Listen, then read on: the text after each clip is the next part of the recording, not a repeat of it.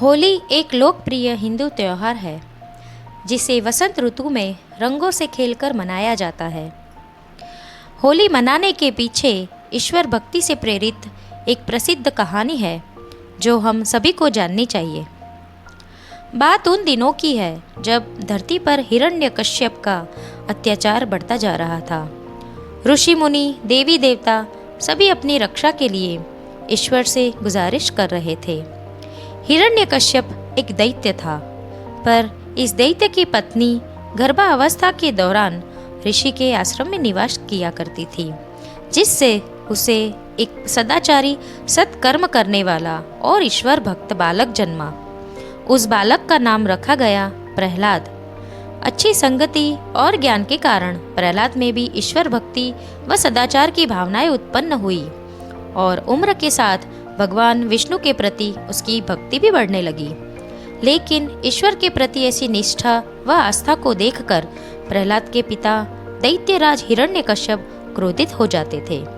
उसने प्रहलाद को विष्णु की भक्ति के मार्ग से हटने के लिए कई प्रयास किए, लेकिन हर बार विफल ही हुए। कई प्रयासों में विफल होने के बाद हिरण्यकश्यप ने अपने ही पुत्र को मृत्युदंड देने का निर्णय लिया। इसी उद्देश्य से उसने अपनी बहन को बुलाया, जिसका नाम होलिका था, और उसे आदेश दिया कि वह प्रहलाद को लेकर जलती हुई चिता पर बैठ जाए।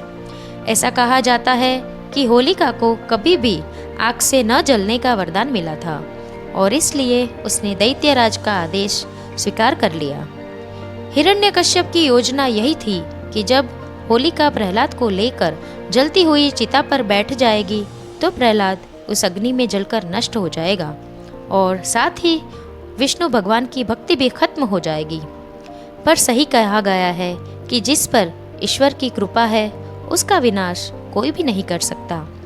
इसी विश्वास के साथ प्रहलाद ओम नमो भगवते वासुदेवाय मंत्र का जाप करते हुए होलिका के साथ जलती हुई चिता में बैठ गया।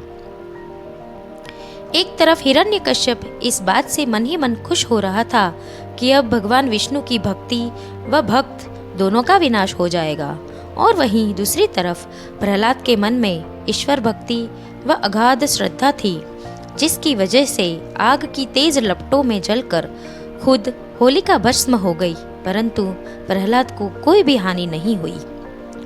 ऐसा माना जाता है कि तब से ही होलिका दहन की प्रथा शुरू हुई और बुराई पर अच्छाई की जीत का उत्सव मनाने जाने लगा।